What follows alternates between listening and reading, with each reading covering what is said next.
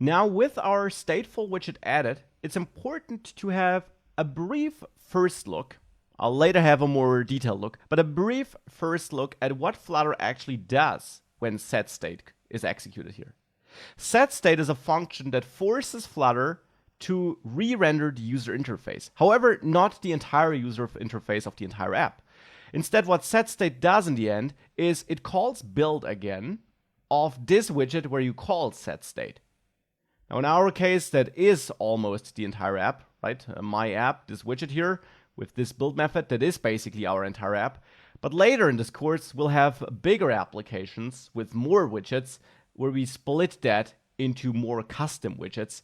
And therefore, it will really make a difference if you update the entire app or just that widget with setState. So setState updates this widget by calling its build method again. Now the build method goes ahead and rebuilds this widget tree.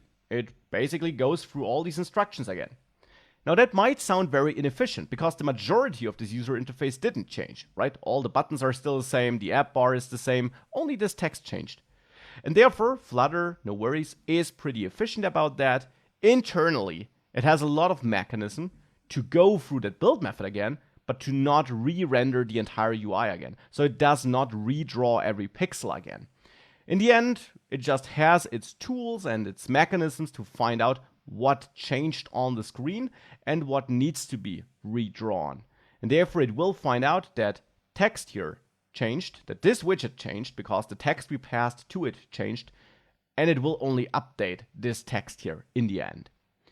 Now, again, I'll dive deeper into how that works and how we can find out what Flutter changed and so on. I'll dive into that throughout the course once we are a bit more proficient with Flutter. It's just a brief first look which I wanted to give you at this point, that build is getting called when you call setState, and that is why you see the change then.